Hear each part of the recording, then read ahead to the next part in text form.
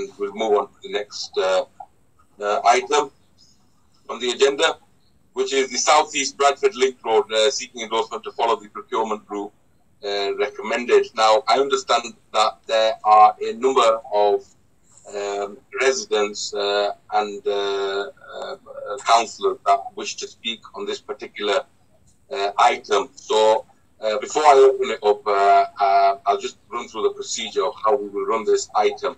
The item will be run as follows. The officer will present the report to the committee. Members will then have the opportunity to comment and ask questions and put questions forward to the officer.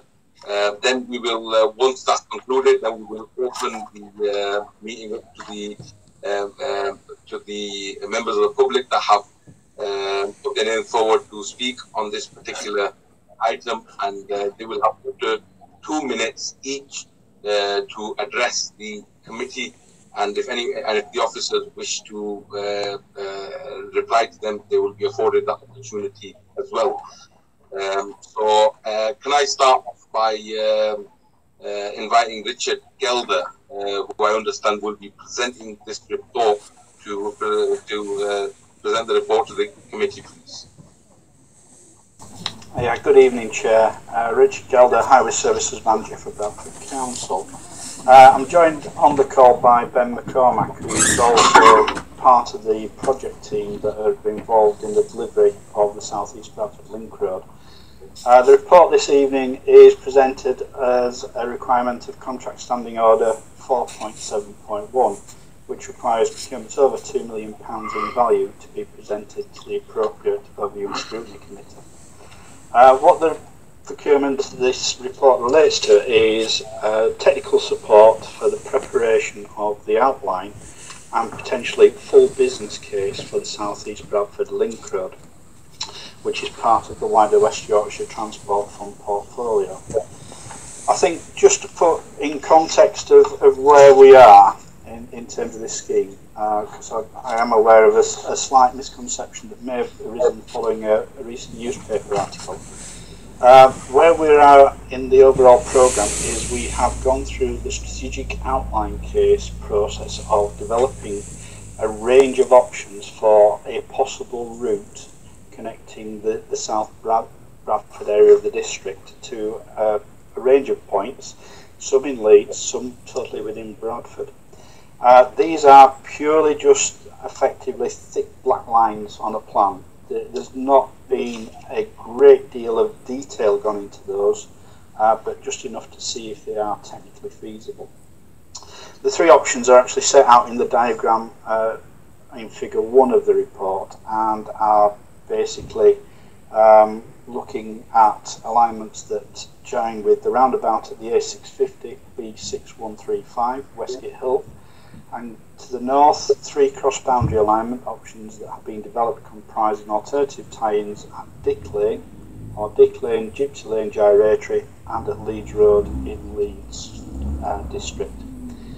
The Combined Authority considered the strategic outline case and awarded just over £1 million to begin development of the outline business case.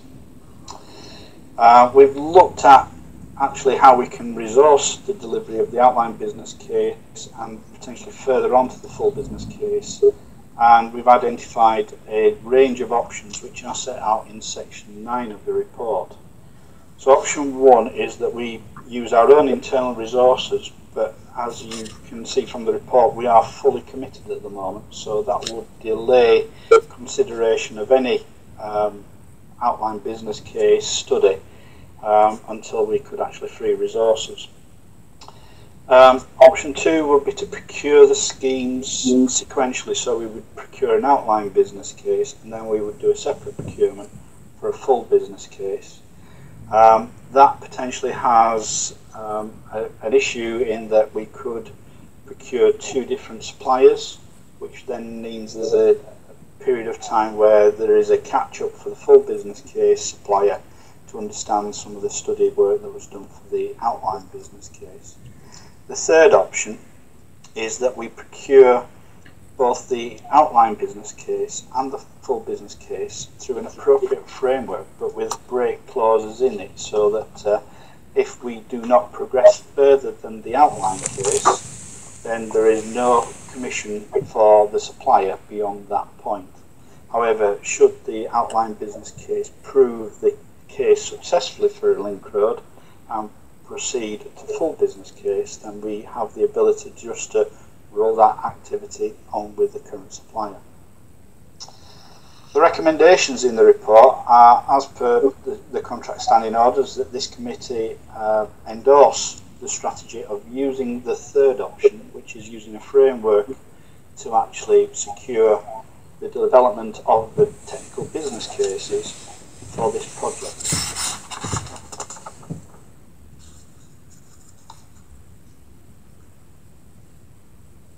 Thank you for that, Richard. I can see one hand up from Councillor Michael Johnson. Can I invite Councillor Michael Johnson? Thank you, Chair.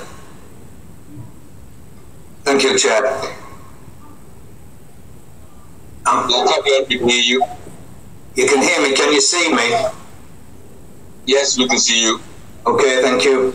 Can I first of all, under declarations of interest, because I appear to get cut off at that point, that because this scheme is in my ward of Tong ward, I've had lots of emails and I've responded to every one to let them know the views of myself and my two colleagues, councillors for Tong ward.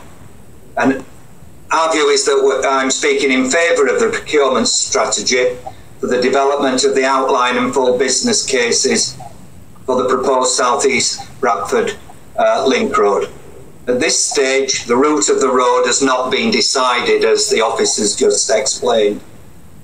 When it is, Tong councillors will decide whether they support the route or not, but we haven't got any routes at the moment. What we are currently supporting is a survey of possible routes. Thank you, Chair. Oh, sorry, can I just ask Mr. Geldard one question? And it's because he referred to a press report, and he did kind of mention the Tong Street, the A650.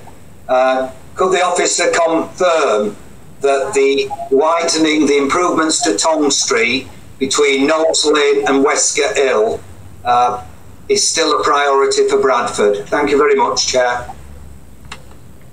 Thank you, Councillor Johnson. I think Richard Gelder has just left the meeting, but he's joined in again. So hopefully, I'm hoping he did get your question.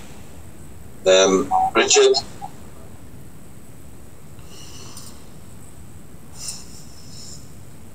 Chair, if you didn't, I can repeat it. Sorry about that. I was kicked out of the room unceremoniously by my device. I'll repeat the question, Mr. Geldard.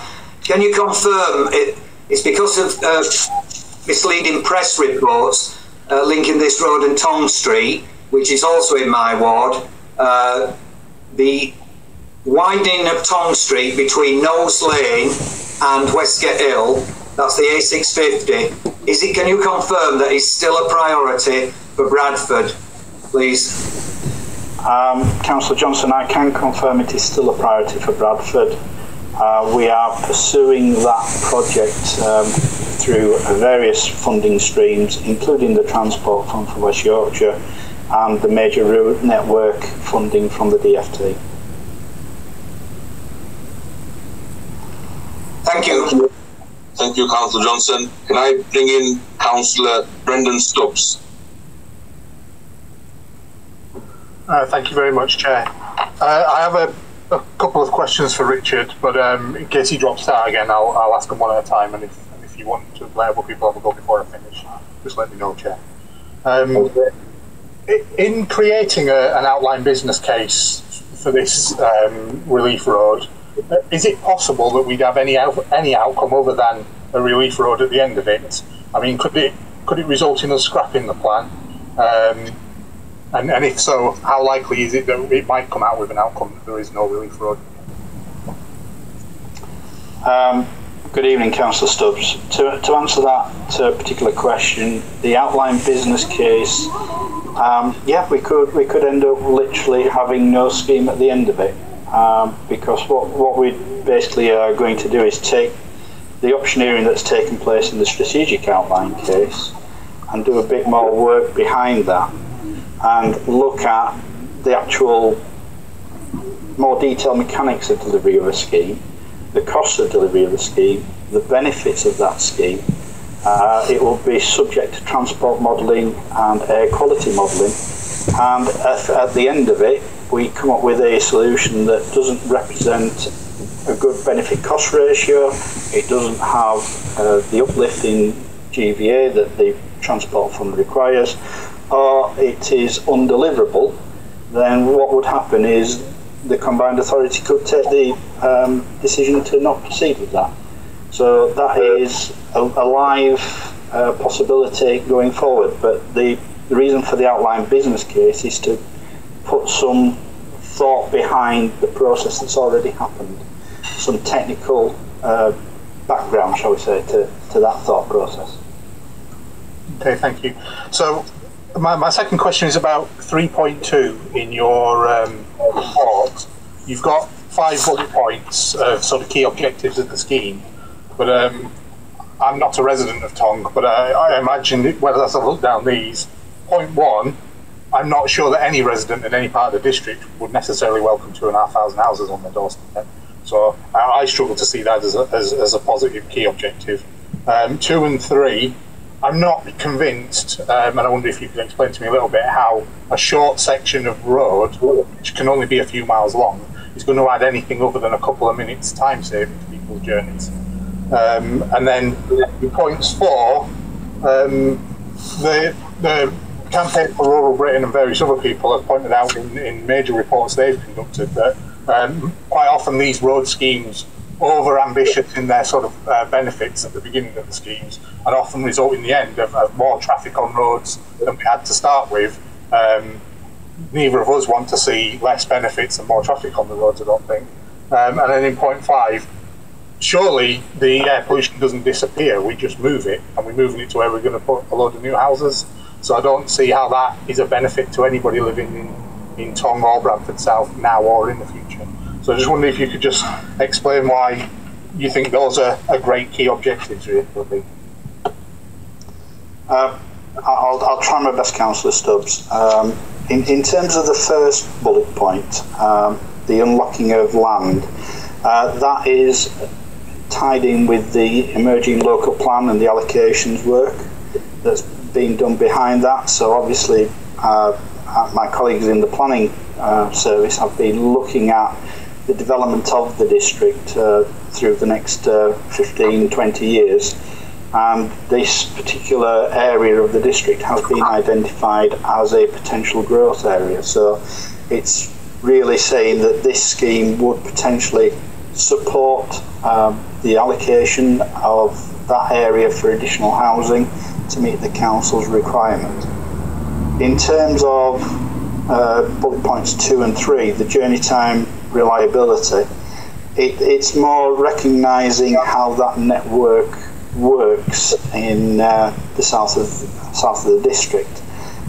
Anyone that travels down Tong Street will know that certainly at peak hours it's a congested corridor, and if there is an incident on the M62 or M621 it becomes more so. So by providing a link road, it potentially provides a relief valve for Tong Street to allow vehicles to make other route choices, because at the moment if you divert off the M62 at the Birstall junction, you have very limited choices about how to get into Bradford. By having a link road that provides an alternative, you actually provide that facility.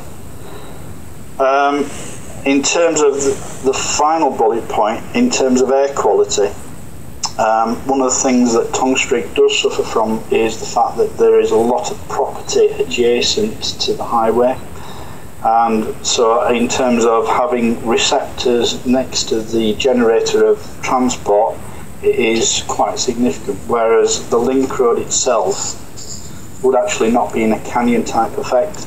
But again, this is something that the outline business case will look at in a lot more detail than I can provide here tonight, and actually give some meaningful assessment of air quality improvements.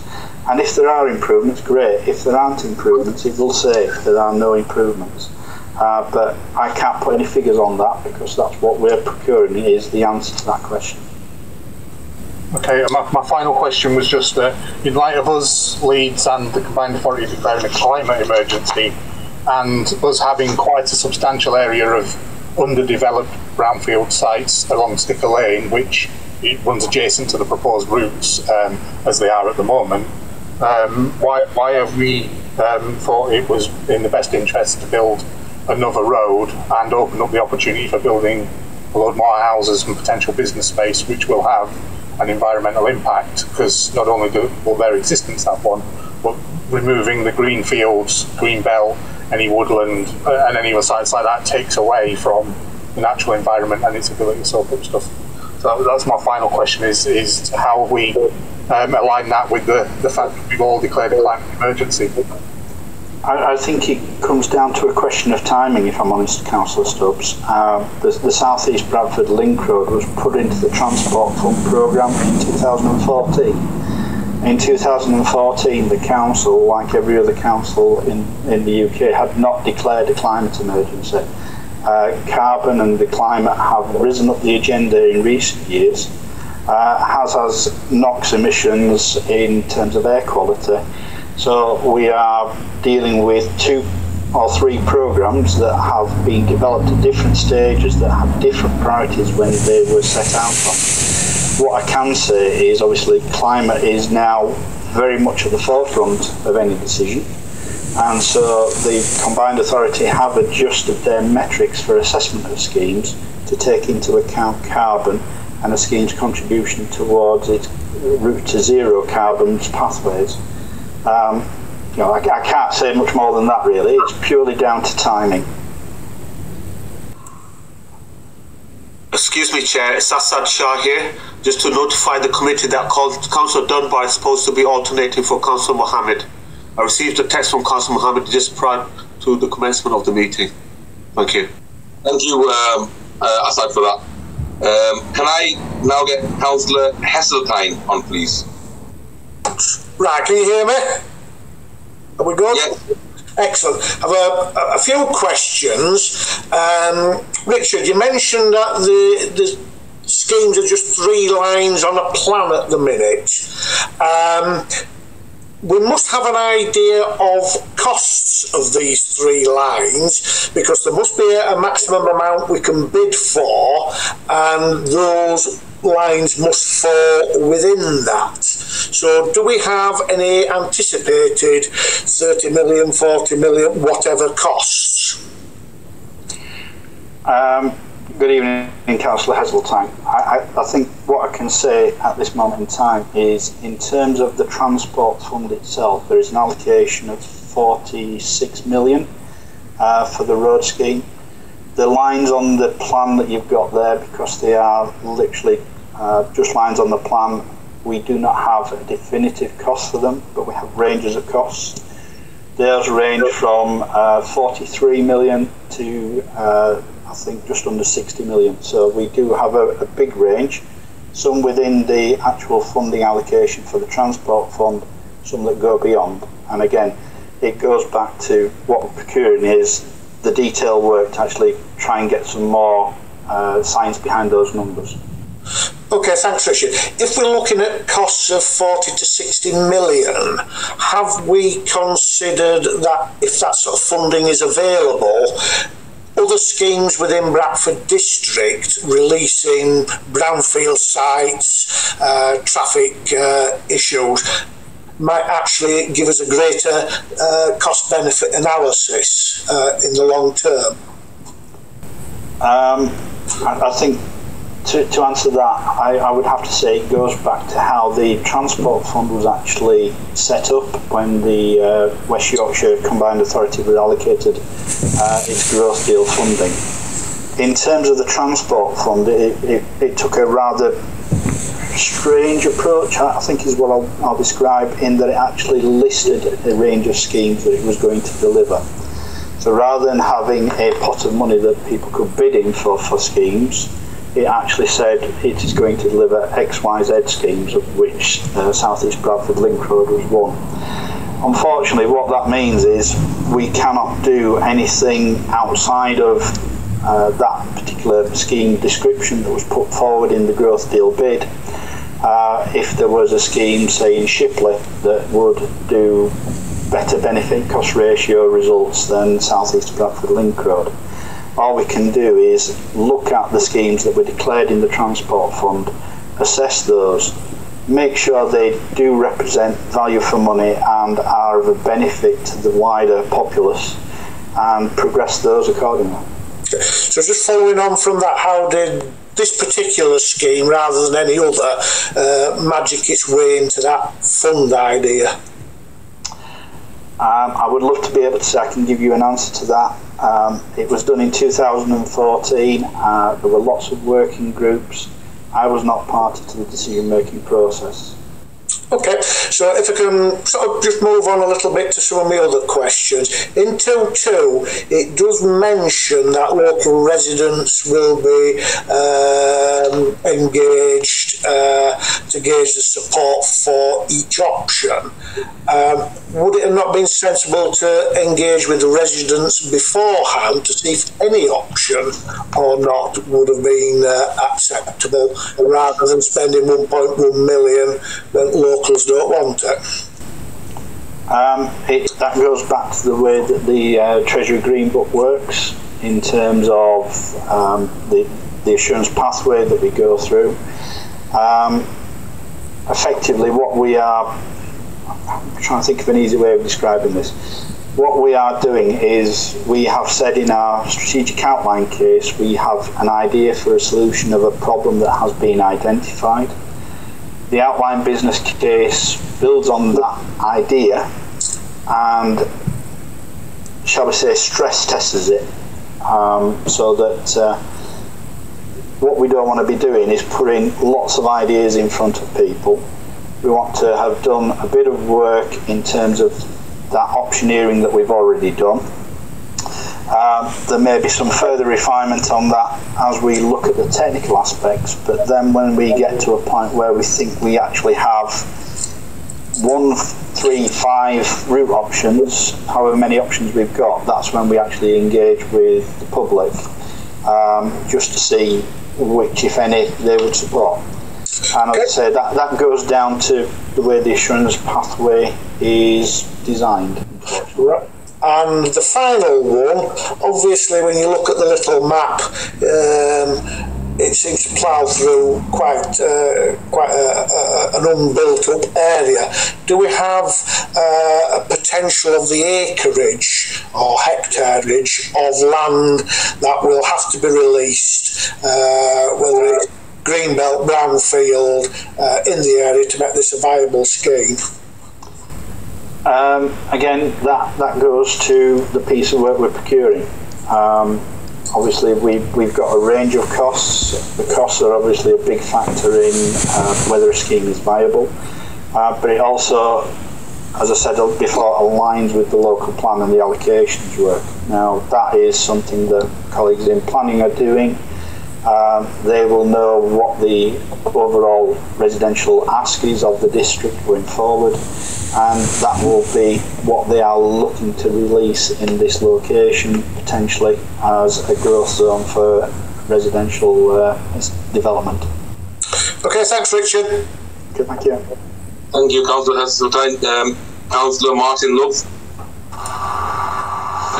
Thank you, Chair. I've got a handful of questions, if I may.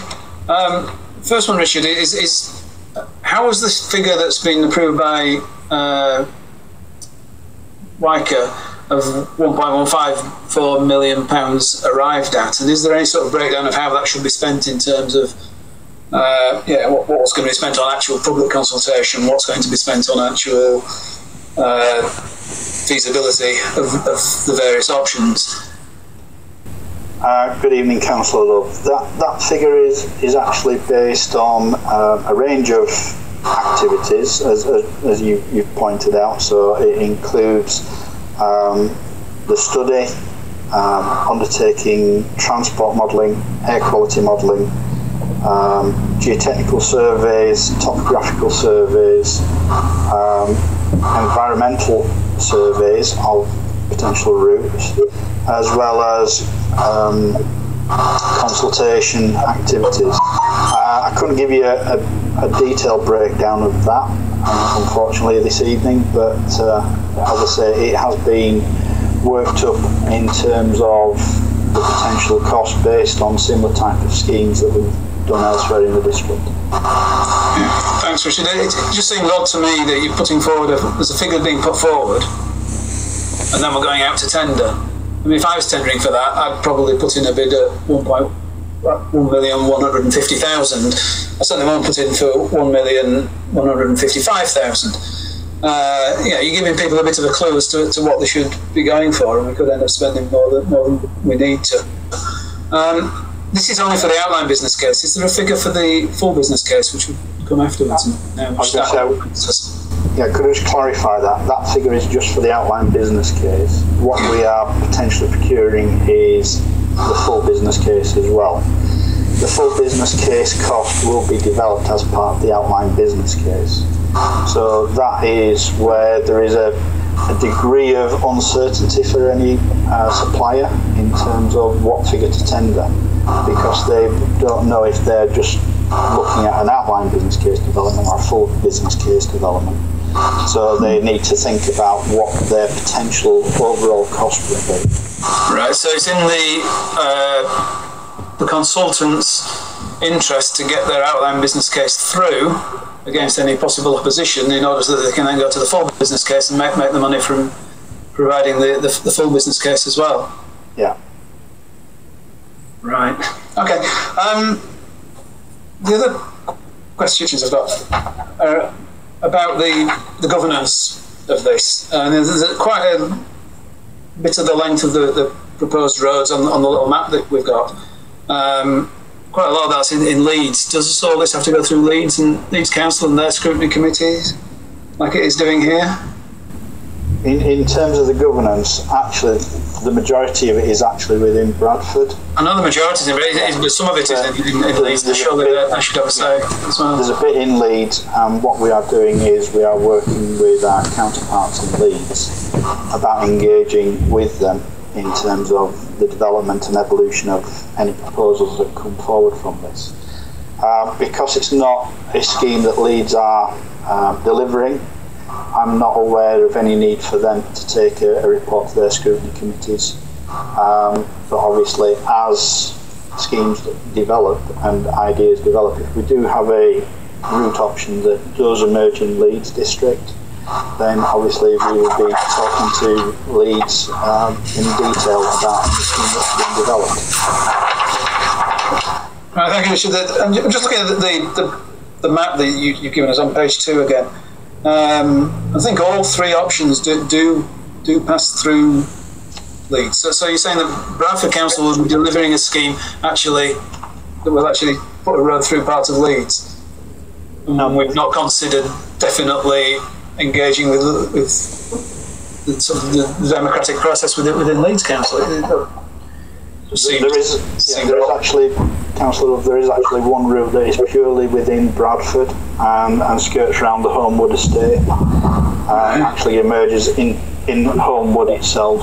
But as I say, we have been working with Leeds counterparts as we have developed the strategic outline case, and as we develop the outline business case to the procurement, then obviously we will be engaging with Leeds for any routes that go into their district. Okay, and finally on governance, where does the final decision about whether this goes ahead come from? Is it our executive, full council? Is it WICA? Who takes the final decision? Ultimately, as the funding body, it is the combined authority's decision about whether this goes ahead in terms of a scheme. In terms of development of the outline business case, obviously the combined authority have decided that they are interested in actually further development of this project by funding the outline business case. So that is basically, as I said, the full decision is ultimately with the combined authority. Okay, thank you, Richard. Okay, thank you. That's Chair. Councillor Love. Can I bring in Councillor Richard Dunbar? Thank you very much, Chair, and apologies if any of this of what I'm going to say is being covered. I just kept on cutting in and out a little bit there, so I'll just carry on. So basically, in 3.2, I think as Councillor Stubbs referred to earlier, talked about the key objective around supporting improvements to quality of life factors in South East Bradford, e.g. air quality. Then in 7.3, where it talks about greenhouse gas emission impacts, it says, and I quote, this scheme will assist in reducing the level of harmful pollutant emissions on this key strategic corridor. And if we also look at the fact that the council did declare a climate emergency a little over a year ago, and we also look at the fact that the combined authorities pledged to get to net zero carbon by 2038,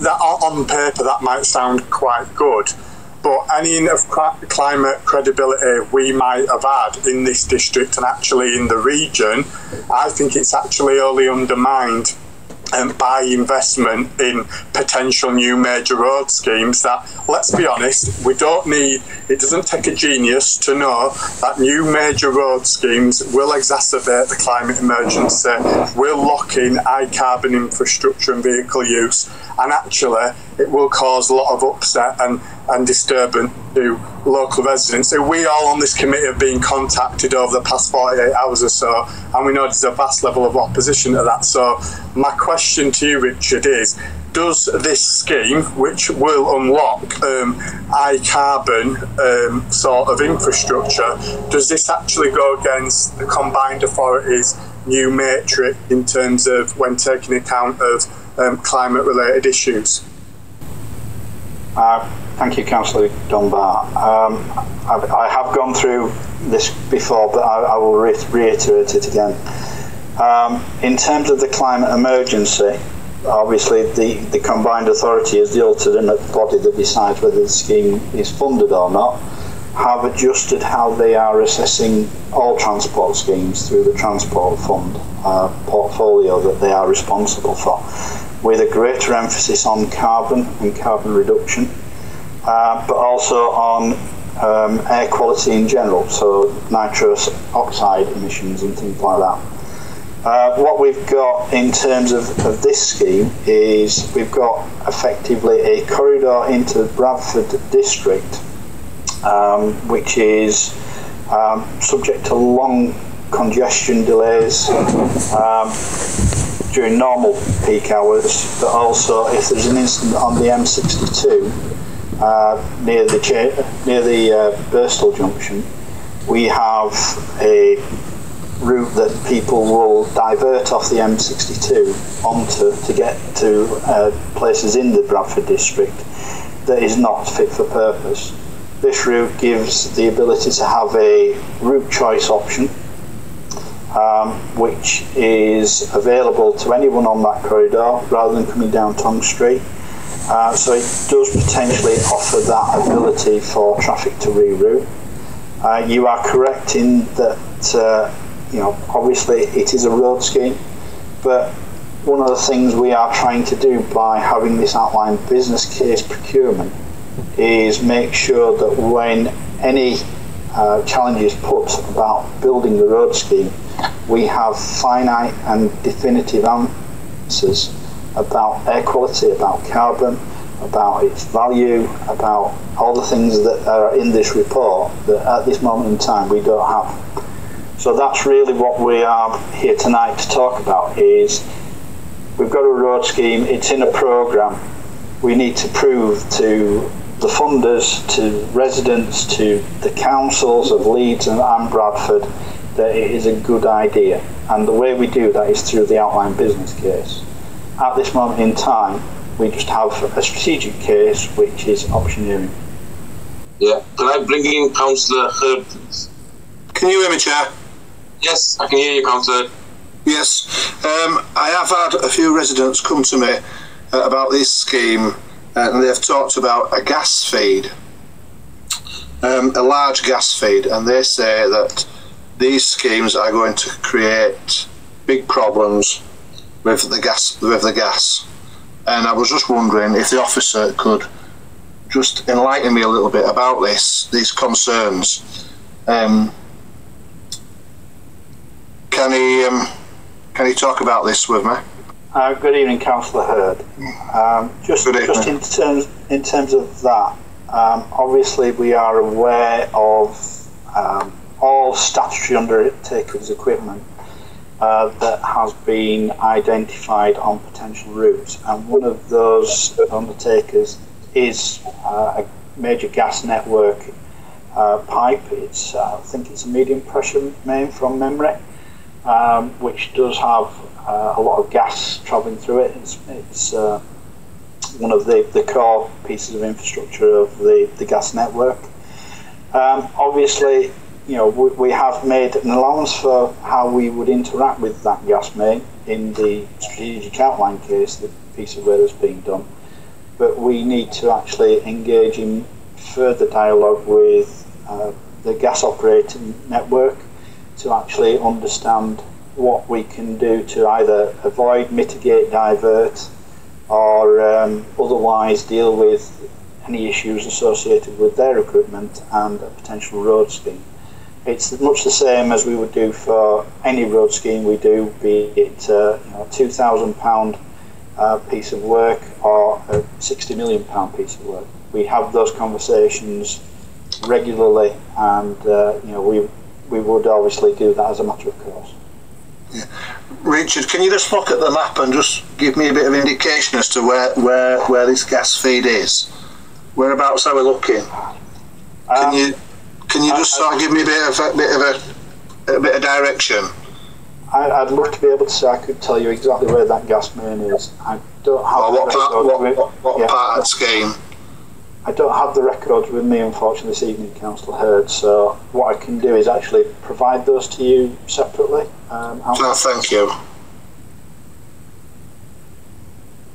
I think we've can you hear me, Richard? Scared him off. He's had enough. We've lost Richard.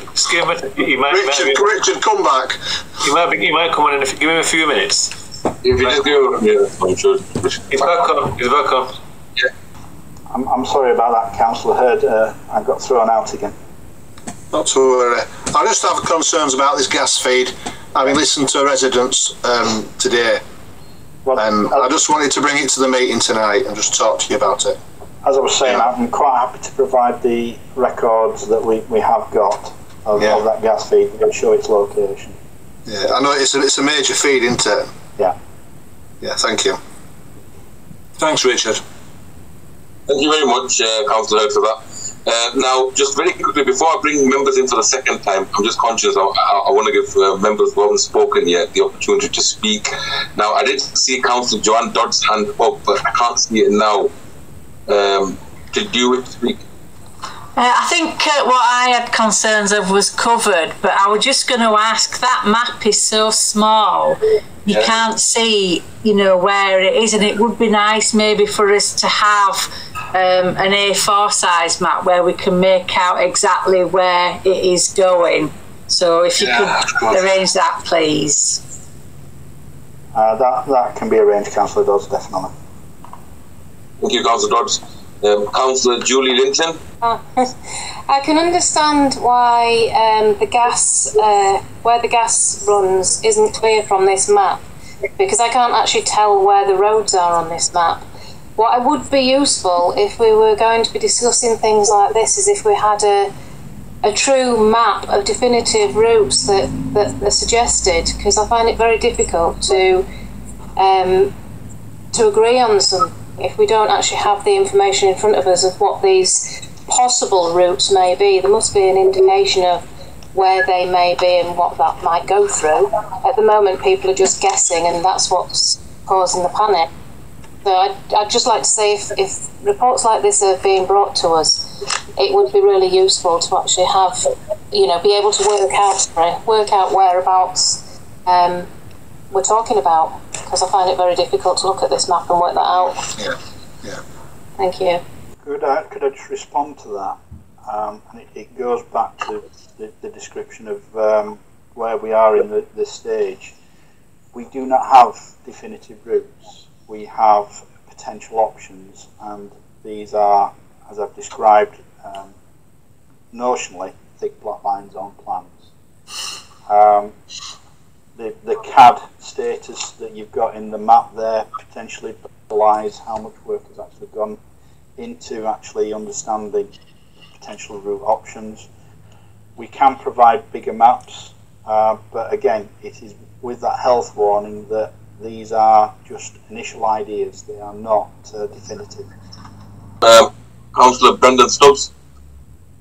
Thank you, Chair. Just 2 quick points of clarification, really, for me, and then one little comment for Richard, if you bear with me. So, Councillor Love asked a question that appeared to sort of, in your answer, say that there was a perverse incentive for the outline business case making its way to being a full business case, because that would be the best incentive for whoever we commission to do this to get more money out of us in the future. And I just wondered if you'd be able to explain how we guard against them producing a report that ticks all the boxes for them to move to another stage, if we're at this point committing to give them both stages of that work.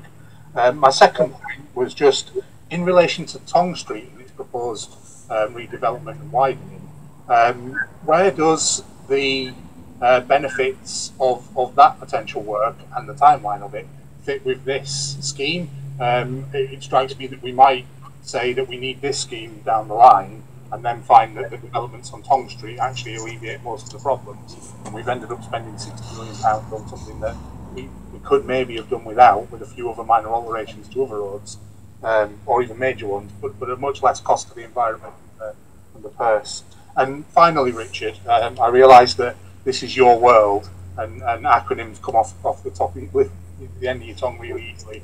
But as somebody who's dyslexic, I really struggle with the number of acronyms that were in the document, and I wonder if you'd humour me in future of just doing a find and replace of a load of them the next time you do a report, once you finish typing it, just so that they can be filled out, so that I don't have to read paragraphs over and over again.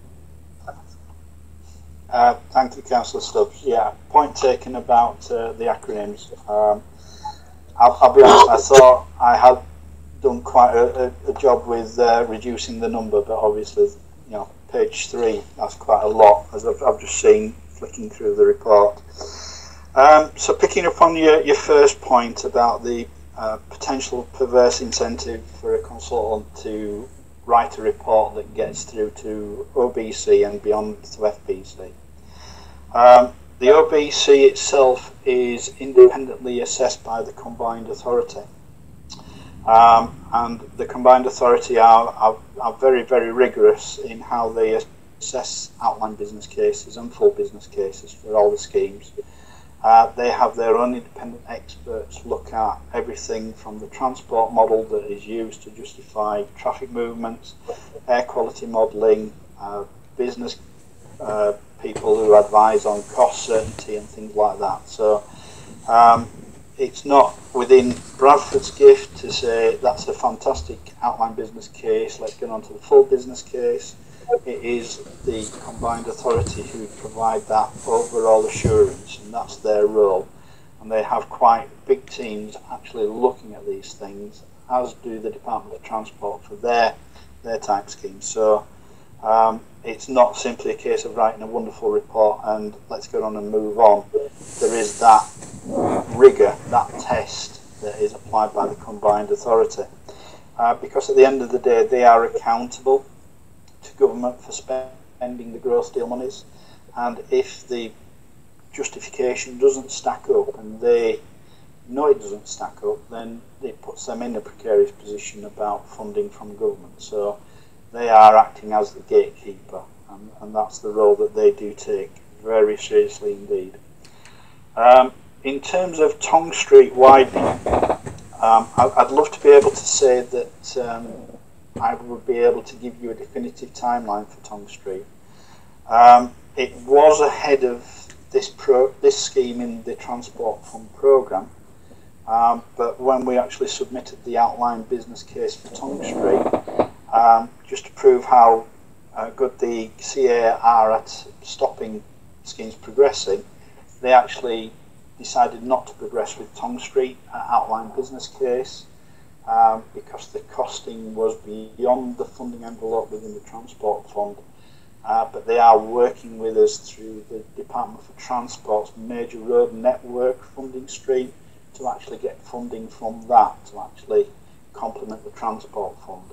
So that scheme, Tong Street, has now gone slightly behind the work on South East Bradford Link Road, but you know, I can't give you a definitive timescale for when Tong Street would come forward. It's entirely possible that if this scheme does progress to actually being constructed, this could be constructed before Tong Street, or vice versa. I just couldn't answer that at this moment in time. Thank you, Councillor Stubbs. Councillor Michael Johnson. On the WICA website, the Tong Street is still listed as beginning in 2021, which is next year, to be completed in 2023. Tong councillors and our residents hope that we can push for that. Mr. Gelder, please. I'm really grateful for all your concerns for the residents of my ward, Tong. In your first comments, Councillor Stubbs, you mentioned about 2,000 plus houses, and you didn't think that that's what people would want. Well, the evidence is that in January 2012, that went through Bradford Council's executive, and the reason it went through in the January is I was up for election that following May, and I'm the kind of politician who doesn't like to kick difficult things into the long grass. I believe in leadership. I've now got to inform you, Councillor Stubbs, that in 2012, when the proposals were to build 2,000 plus houses behind Tong School, I won that election with an increased majority. So I think that's evidence that at that time, the people of Tong Ward that I've represented for 21 years decided that's what they did want. They may have changed their mind, but there are future elections coming up. Councillor Heseltine, you said locals don't want the road. We do not know that. And the reason is because there isn't a route yet. So Councillor Linton, that's why no matter how big the map is, it will not show where those three routes are. And town councillors have said absolutely clearly that when we know where the route is, we will decide which, if any, we support. The Constitution of Bradford Council requires certain procurements to be decided by this committee if they're over a certain amount of money. That's why it's here tonight. It's very simple. We decide whether we wish to agree to move into the next stage. The next stage will end with either proposals and routes so that Councillor Linton and all of us can see where that route is. Tong Ward councillors, as I said at the beginning, support the recommendation that's on the order paper for tonight's meeting. Thank you very much, Chair. Thank you, Councillor Johnson, for that. Can I bring in Councillor Heseltine, please? Thank you. Just going back to Richard, you mentioned WICA, and it's a WICA scheme, WICA experts, WICA financing, WICA approval. When did we lose the ability to say no? I'm not sure the question there, Councillor Heseltine, but if you could clarify it a bit. It's simple. You've gone through, it's a WICA scheme with WICA experts, WICA funding, needs WICA approval. At what stage did Bradford elected members lose the ability to say no, because it looks as though this is a Wyker scheme and not a Bradford Metro scheme. So Wyker might want it and impose it. Councillor Heseltine, can I just very quickly on that particular point come in? And I think the question that you've probably raised or attempted to raise, if I can bring in the portfolio holder, I think you may be in a better position to maybe obviously address some of those issues that you raised. So I'll bring in the portfolio holder, Councillor Alex Ross-Shaw. Yes, thank you, Chair, and welcome to your role, and hello to everyone else. So I'll probably come in later on just to talk a bit more in general about the scheme, but this isn't being imposed on us by the Combined Authority. We're part of the Combined Authority. When the growth deal was agreed in 2012, we put forward schemes. That's how it works, and obviously we've had many papers on devolution come to this committee, and I'd hope that some long-standing committee members know how the process works. This isn't being imposed on anyone. But you have an assurance process agreed with government, which is a Conservative government, Councillor Heseltine, on how things move forward. And that assurance process involves committees held in public, with papers in public, voted on by politicians. I'm our representative on the investment committee. Obviously, Councillor Hinchcliffe, as leader of Bradford Council, sits on the executive committee of the Combined Authority and chairs it, and chairs the whole Combined Authority. So there's a lot of political accountability through that process. Wyker don't impose anything on us. We work in partnership with them, and these are schemes that we want to see delivered. Thank you, Chair. Thank you very much, Councillor Alex Ross-Shaw. Now, I can't see any further hands up, so I'm going to move to the second part of this item agenda, which is to hear from some of the residents that have put their names forward to speak on this issue. Now, can I outline that each resident that wishes to speak will receive up to 2 minutes to address this committee, and equally, if you can put your hands up so I can see which order you are in, and then I can call you in that order. And also, I'll be seeking assistance from Asad Shah and also Mustanza Bot, who will be looking at the time as well. And I must stress that please, it's important that we stick to our 2 minutes and address the committee. And if at any point the legal officer, which is the builder, wishes to come in and address at any point, will indicate to me. I would certainly. Thank you, Chair. Chair, this is Asad Shah. Can I request that Julie McGoldrick gets to present her verbal presentation first, because she has to go somewhere? Yes, that's absolutely fine, Asad. Thank you, Chair. Julie McGoldrick can take off her microphone and Hi, hope you can hear me. So I'm a Tong resident. I chair the Tong and Fulneck Valley Association, who campaigned for over 10 years to protect the valley, but I'm also a resident, as I say, a mother of young children, and somebody that enjoys the valley as well. The public outcry to this scheme and the 2,500 houses that go hand in hand in it can't be ignored. Last year, 4,000 people objected to that stage of the consultation, and pretending these are two separate things is just not possible.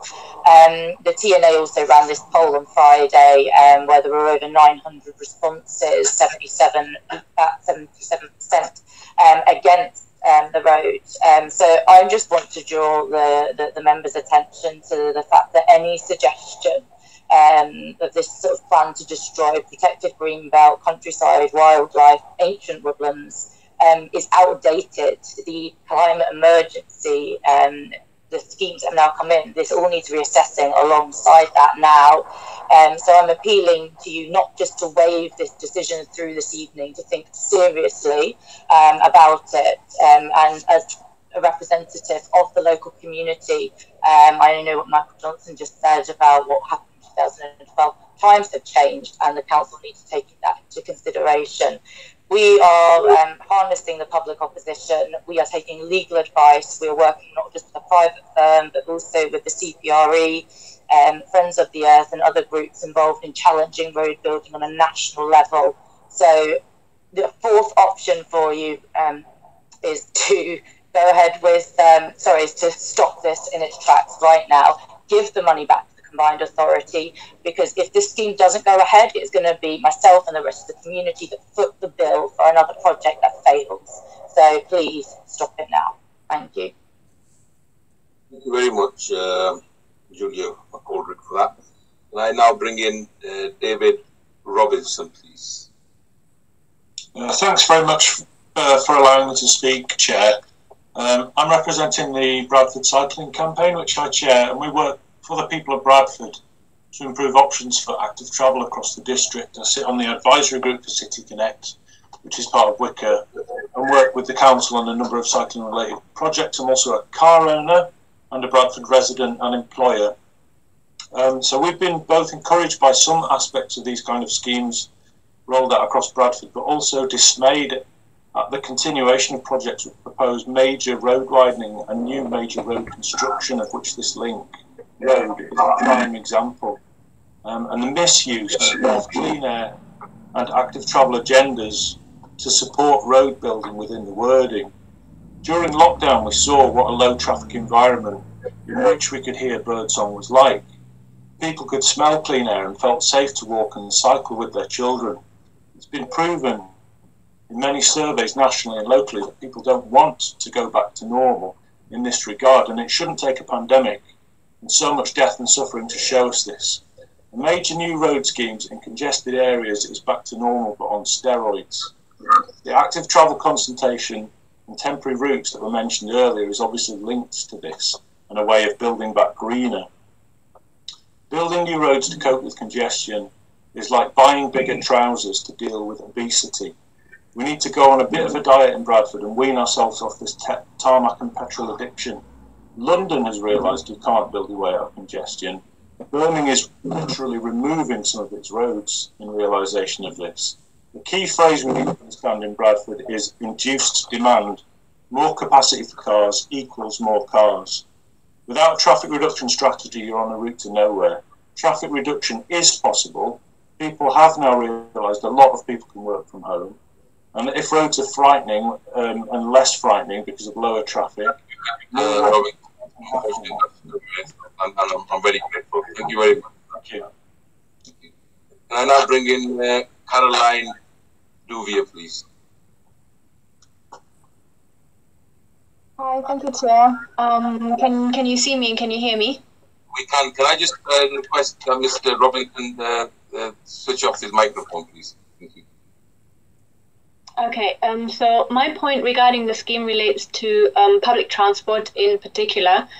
As a lot of people have already mentioned, we have a climate emergency on our hands. It is in it's in the Bradford Council plans coming forward, but I haven't seen really anything within this scheme that would convince me that there's going to be more public transport options. It's just a road for cars. I'm a Bradford East resident and I don't have a car. I rely on either cycling or the use of public transport. Neither of these two have really been tackled in this proposal at all.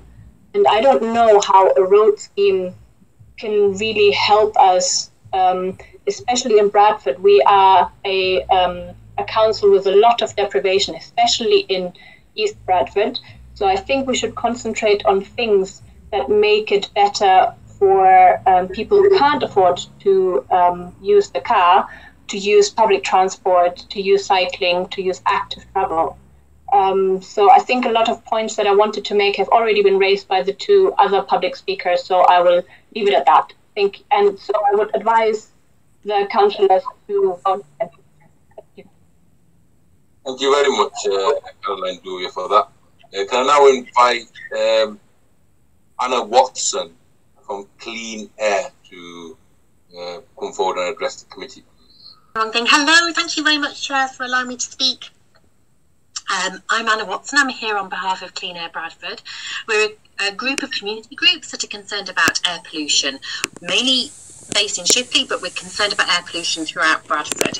So we're very, very concerned about any proposal for a new road, especially about a scheme that just seems to be, being taken forward and not reassessed in the light of the climate and the air pollution emergencies that we're facing.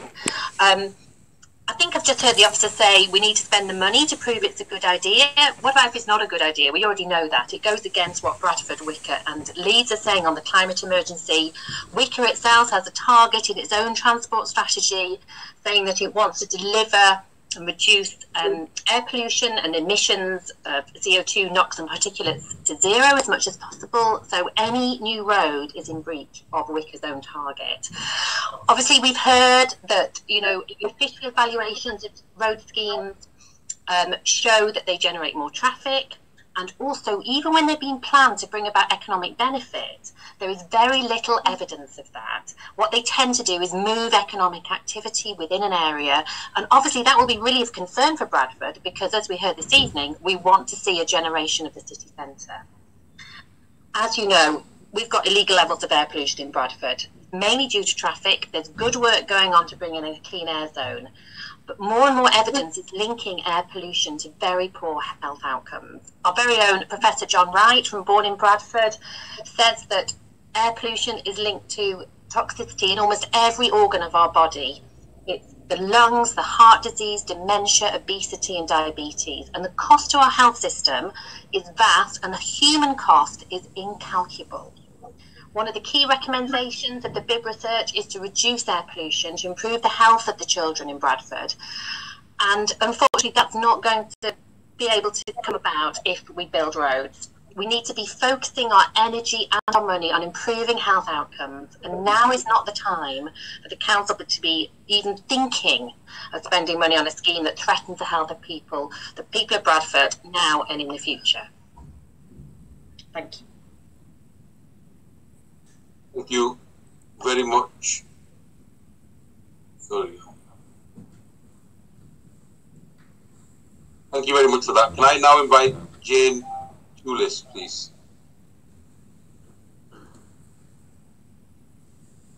Hiya, can you hear me? Yes, we can hear you. Yeah, brilliant. Okay, thank you. I'm speaking on behalf of Green New Deal Bradford and also Fossil Free West Yorkshire. So I agree with what the other public speakers have been saying, and I'm going to focus on the climate particularly.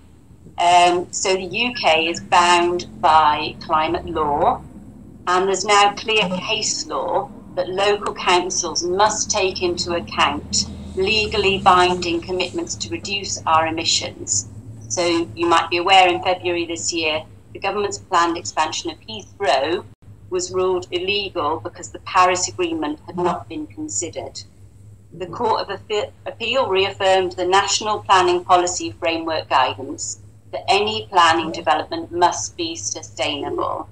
So the objective of sustainable development can be summarised as meeting the needs of the present without compromising the ability of future generations to meet their own needs. So the building more roads increases CO2, we know that. And it means if local authorities don't consider the Paris Agreement and the Climate Change Act in their planning decisions, they can be held to account under the law for the climate impact in their developments. So I'd really love to see joint working that Bradford Council's done with John Wright from Born in Bradford be reflected in the work they do around air pollution and climate change, making Bradford as world famous for their research as the fact that children can thrive here. So, you know, I think that the road mustn't go ahead.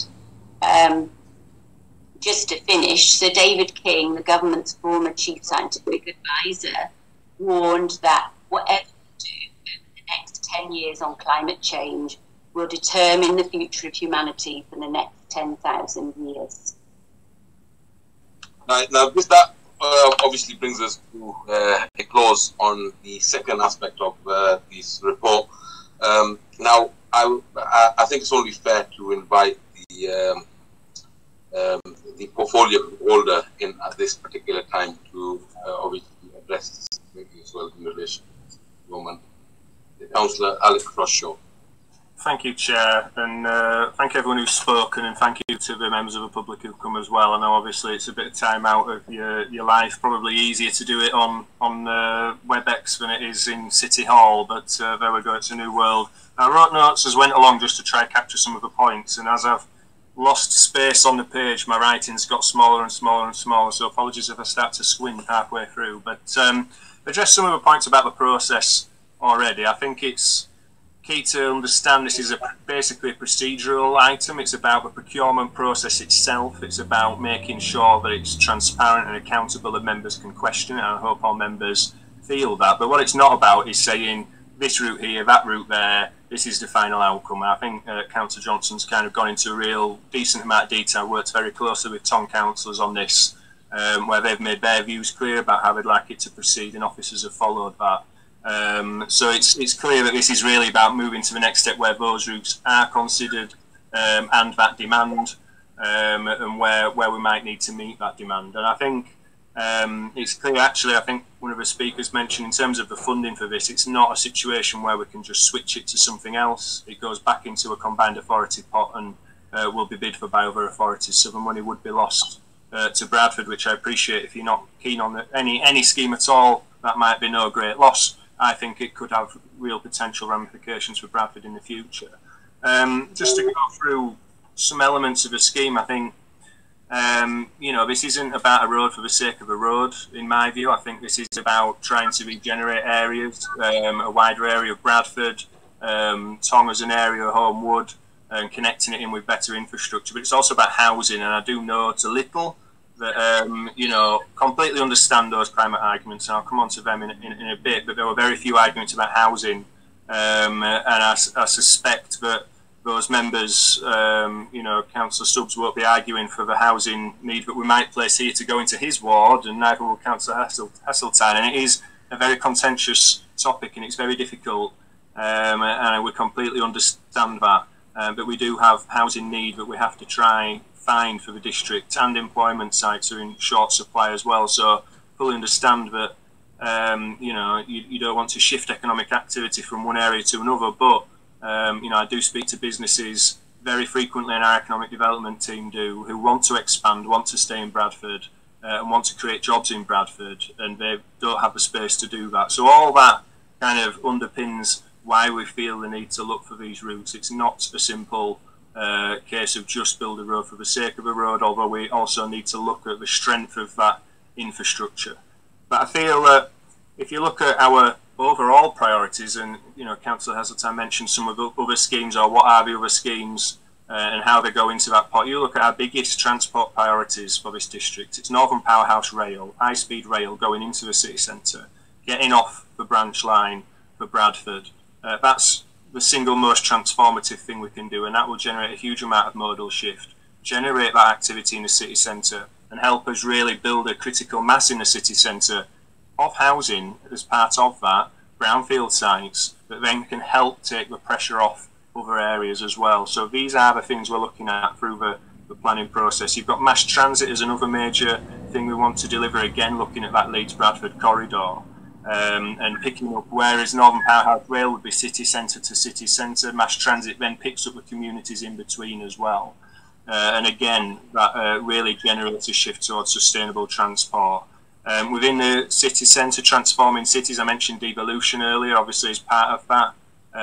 We got £60–70 million worth of sustainable transport packages in the city centre, looking at pedestrianisation, cycle routes up to Thornton, which in itself links into another major priority for us with Queensbury Tunnel and converting that into a cycleway connecting Bradford and Halifax. I don't know if you saw the news today, but the government have awarded the combined authority £500,000 to look at feasibility on how that can be delivered, which is a really good step forward for the scheme. Obviously, we've still got a way to go in it, and we want to see the full amount.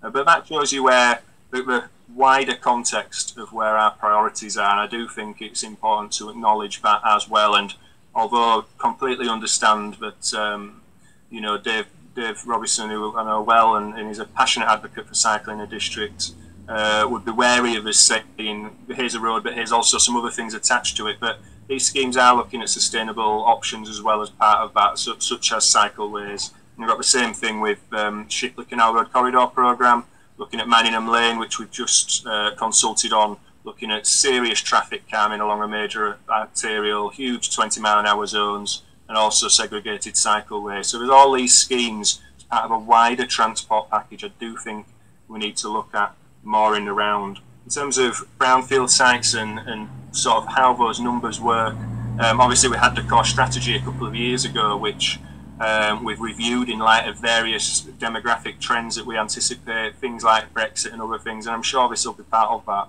And it's really key to understand that this process, through the combined authority, actually puts that into the public domain, it makes it debatable, and that modelling all gets published as part of that process. So it's not something that goes on behind closed doors. There's a lot more stages to go where we look at that modelling, where that demand is, and housing demand as part of our planning process is a separate process, but again, it will have that consultation process. We prioritise brownfield sites where we can. Members of this committee will know about New Bolton Woods, which is a real flagship scheme for us, looking at brownfield house building near Bolton Woods, which is partly in my ward and partly in Bradford East constituency as well. You can look at Conditioning House, where we secured money through the combined authority to help restore the mill in the city centre. It's been empty 25 years, now being brought back with funding and support from Bradford as well. And then enterprise zones and thinking about brownfield sites for employment uses. And those enterprise zones are a really interesting example because of the amount of money they needed to make them viable, and we've trying to secure that money working through the combined authority. But it shows that there aren't any easy options when you say things like, why don't we just do it in brownfield sites? Often they're undeveloped because they're unviable without significant public sector investment. And all those schemes I've just mentioned, we've secured public sector investment for them to move them forward and try to ease some of that pressure so that you're only looking at Greenbelt as the real last resort, and the protections around Greenbelt, I mean, that's what we have to do, and obviously we're pleased to do it as well. And in terms of the houses themselves, I know one of the speakers mentioned things like biodiversity, quality developments. I think the neighbourhood design guide, Home's neighbourhood design guide, came to this committee, really useful feedback last year, I think, or maybe earlier in the year.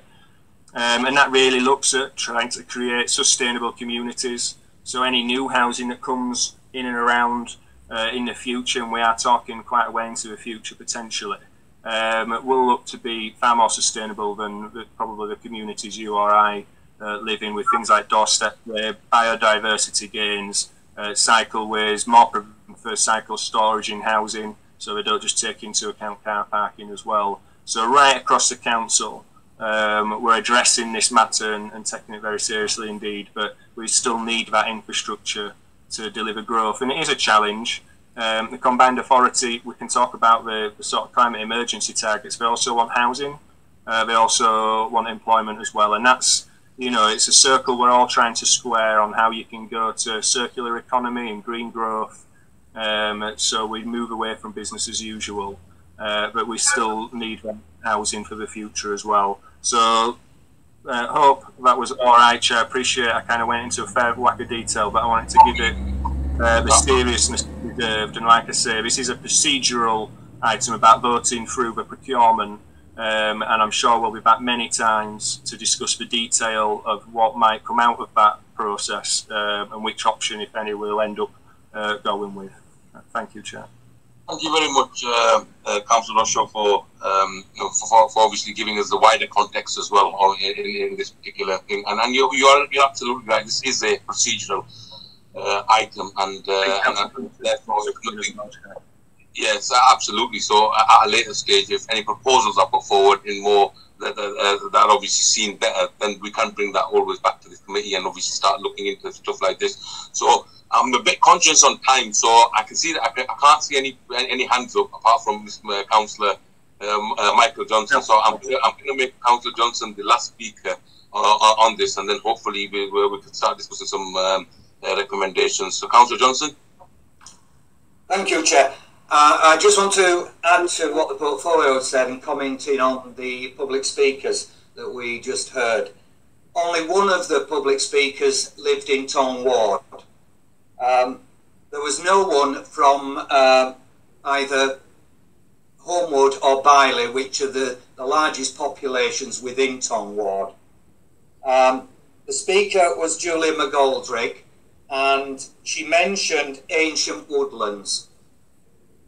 Councillor Alan Wainwright, Councillor Corson Mukhtar and myself are opposed to a road going through Black Car Woods. We've told Julia that on many occasions.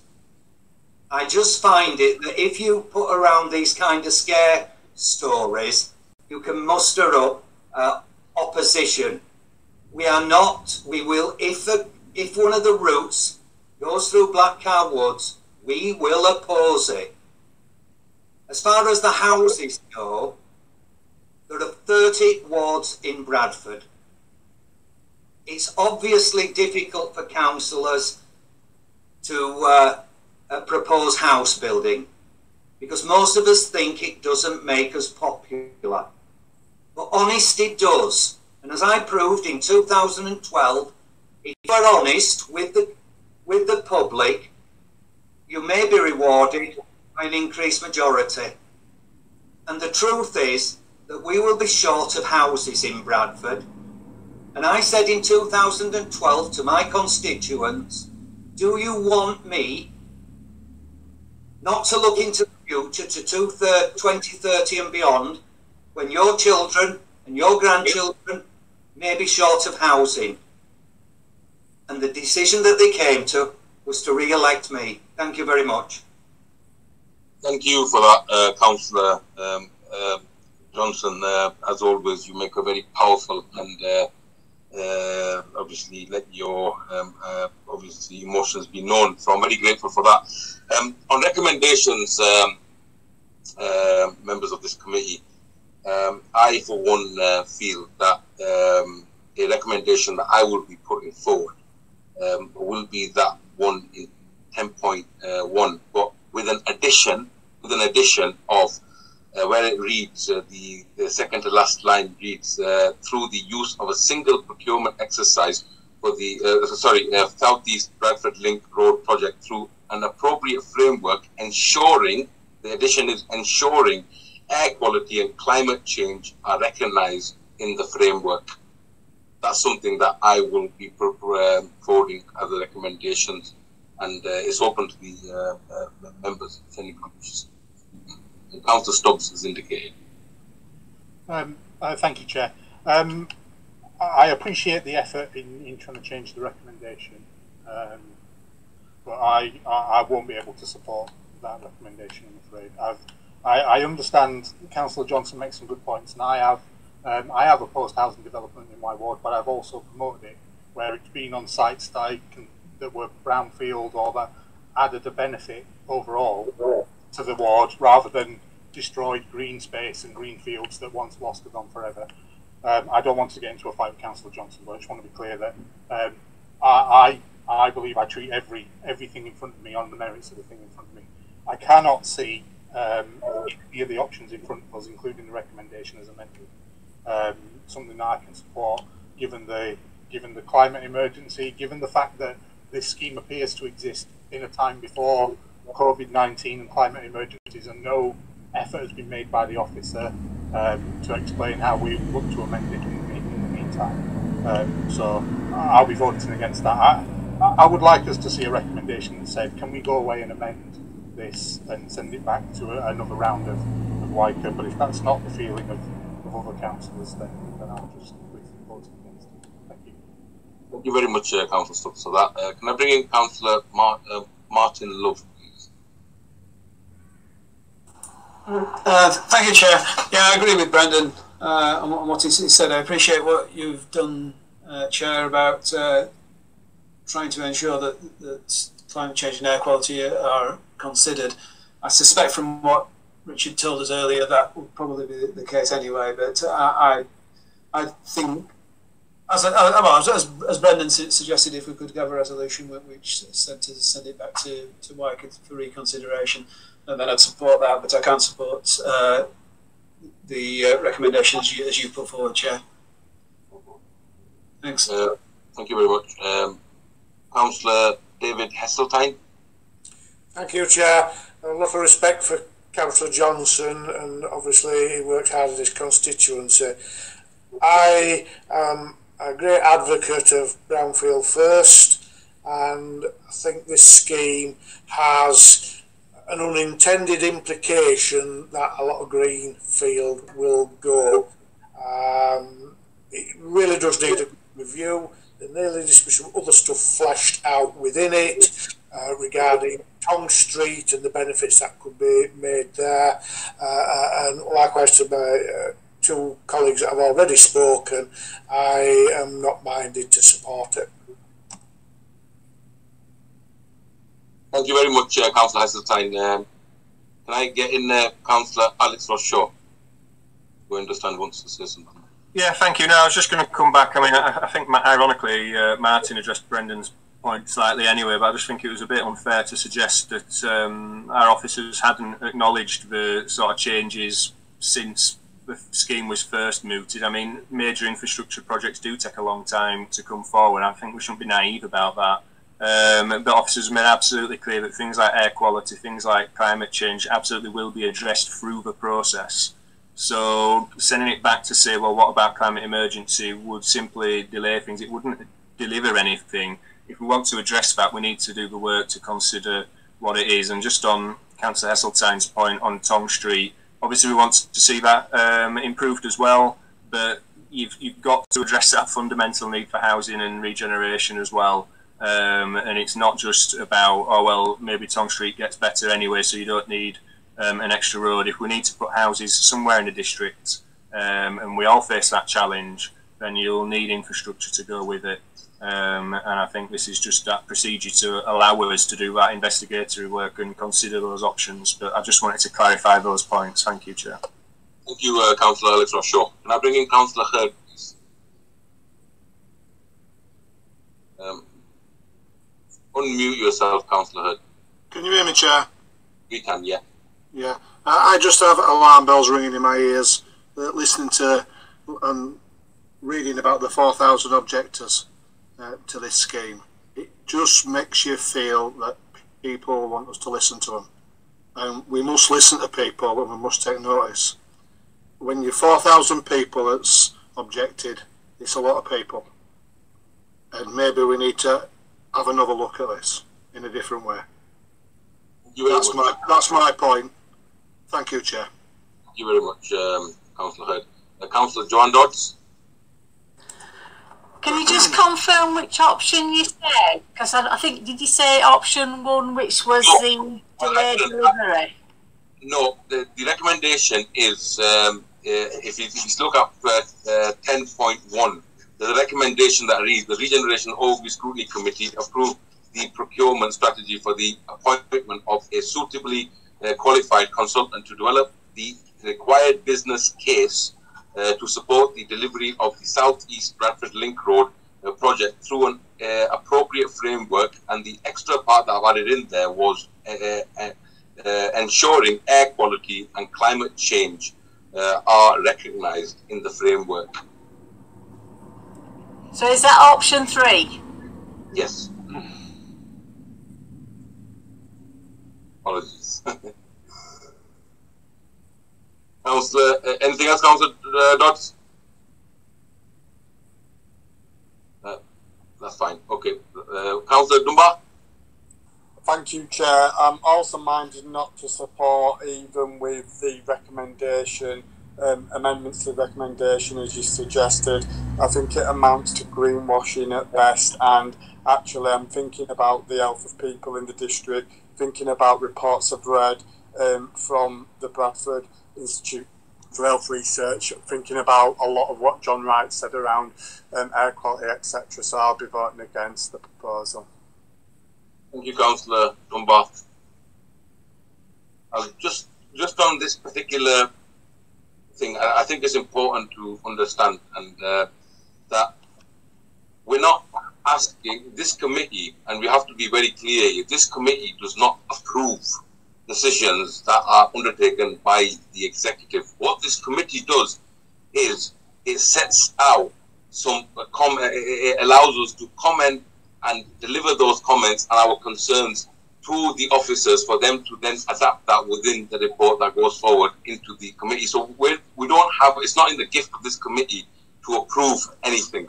So, but it's my recommendations that they take our concerns on. So maybe the recommendation where it says approve, it should be more like noted as opposed to approved. But having said that, we will put it to a vote, and obviously if that doesn't, then we can look at different recommendations, if that's okay.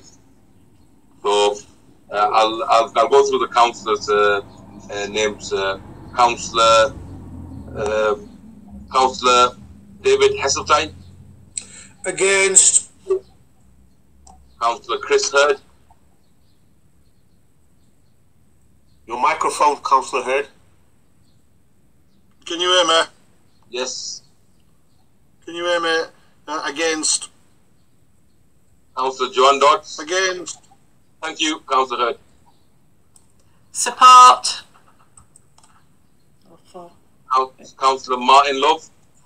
Against. Councillor Brendan Stubbs. Against. Councillor Michael Johnson. For. Supporting.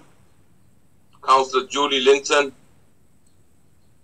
She's for, Chair. I'm a lip reader. That's fine, thank you. Councillor Richard Dunbar. Against. Against. So that puts us at, if anybody's doing the calculations for me. Yeah, I'm doing it. It's 5 against and 3 for, but you haven't cast your vote yet. I'm for, so that's obviously lost. Councillor Mohammed here, or? That's lost. Councillor Mohammed, no, I should say that. No, that's Councillor Dunbar's alternate. Yeah, that's fine. Councillor Dunbar was alternating for Councillor Okay. Councillor Mohammed. So, is there anybody going to put any further recommendations in then? Yeah, Councillor Stubbs.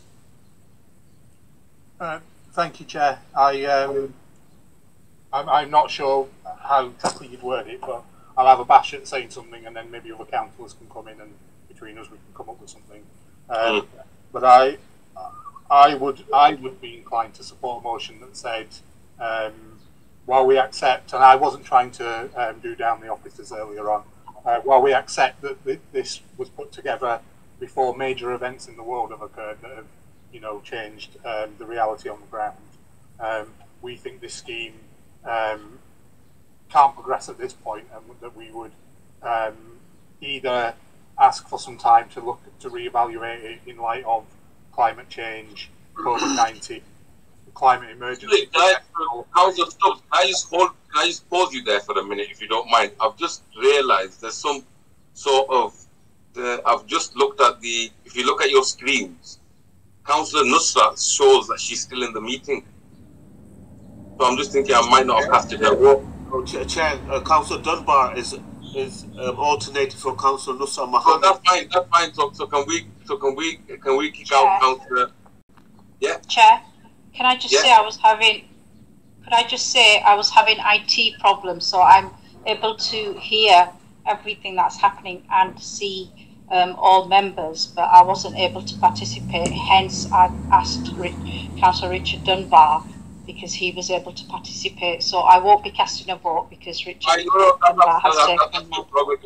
I've just seen you, so I didn't want to miss you out in the link. Thank you, Chair. Appreciate that. No issues. Councillor Stubbs, you want to carry on? I think that was pretty much at the end of what I was trying to say. I think if we had a motion that said that, I suspect the executive will want to look over any decision we make anyway, but that we'd want to pause progress on this scheme at the moment to give us an opportunity to reevaluate it in light of the fact that we've declared a climate emergency. There has been a major impact to the way the world works with COVID-19, and I think it's right that elected members and residents are able to pause for a moment and look at a scheme that's 5 or 6 years old and say, is this still fit for purpose? Councillor Johnson. Chair, we move to next business.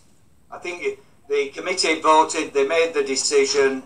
As far as that's the end of the item. We should move to next business. Okay, that's fine. Councillor Heseltine. Press wrong button again. I second Councillor Johnson's motion. Fine. All those in favour? Yeah, I think we've got more hands. hands up this time, so that's absolutely fine. So we'll move to the second